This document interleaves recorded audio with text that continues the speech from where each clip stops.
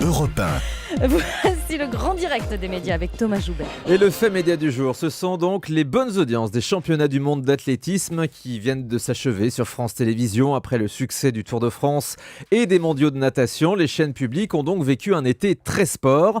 Mais au final, l'été de France Télé est-il vraiment un succès ? On en parle ce matin avec Thomas Hill, notre expert média. Bonjour Thomas. Bonjour à tous. Et le moins qu'on puisse dire, c'est que les amateurs de sport ont vraiment été servis sur France Télé cet été. Ah oui, c'est une très belle année avec 3 événements majeurs, tous retransmis presque en intégralité sur les 2 plus grandes chaînes publiques. Et les audiences sont au rendez-vous, clairement, même quand les sportifs français ne font pas de miracle. On l'a vu avec ces championnats du monde d'athlétisme à Moscou. La France est repartie seulement 10e avec 4 médailles au compteur. C'est pas terrible, mais c'est assez peu. C'est assez en tout cas pour que les audiences soient bonnes. 11% du public en moyenne le matin sur France 3, 19% l'après-midi devant France 2.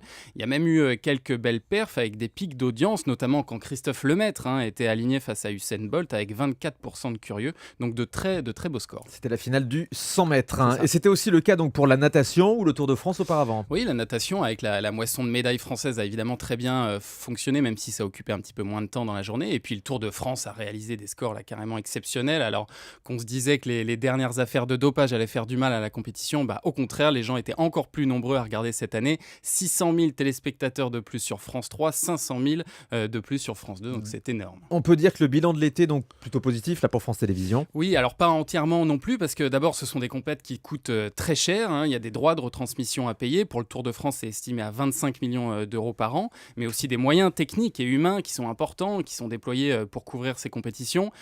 Pour le Tour de France, c'est évidemment colossal, mais France Télé revend ensuite les images partout dans le monde, donc ils peuvent un petit peu le rentabiliser. En revanche, pour les championnats d'athlétisme, par exemple, France Télévisions se sert là des images russes qu'ils doivent acheter, mais ils complètent quand même par 3 équipes de tournage sur place qui suivent plus particulièrement les athlètes français.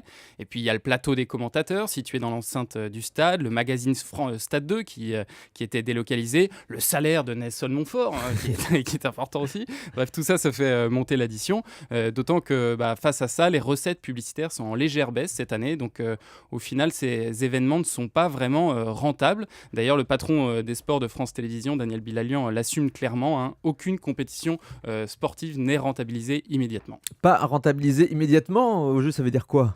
Ça veut dire que l'intérêt, il est justement dans le fait de pouvoir remonter les audiences globales de France Télé. Daniel Bilalian est assez transparent là-dessus. Il dit « ça nous permet de revendiquer une part d'audience supérieure pour l'année entière ». C'est ce qui se passe cet été sur France Télé, clairement, avec des audiences dopées au sport.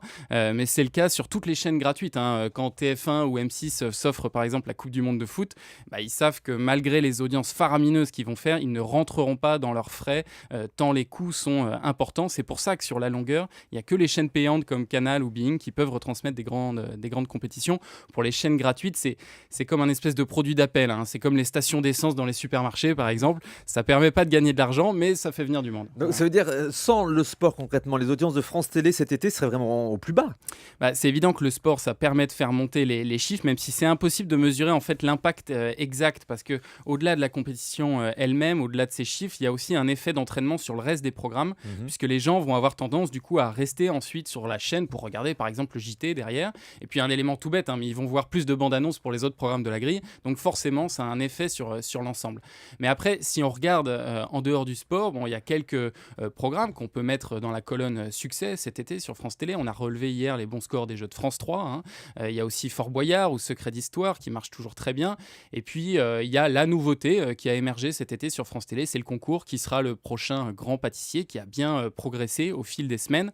Après, c'est vrai que les 2 nouveaux jeux en access de France 2 n'ont pas trouvé leur public et que maintenant que le sport est terminé, la fin de l'été risque d'être un petit peu plus compliquée sur France Télé. Mais des nouveautés arrivent dès la semaine prochaine, notamment sur l'access de France 2. On verra si ça permet à la chaîne de se passer de ces grands événements sportifs. Et l'une des clés, ce sera bien évidemment ce tout nouvel access de France 2 qui va se mettre en place progressivement avec la nouvelle émission de cuisine qui commence à 17h30. Nouveau programme court également de Jérôme Commandeur dès la semaine prochaine, il n'y a pas d'âge. Et dans 15 jours, enfin, le talk show de Sophia Aram qui s'appelle Jusqu'ici, tout va bien. Je ne sais pas si c'est prémonitoire comme titre, on suivra ça en tout cas de très près. Merci beaucoup Thomas Hill pour cette analyse.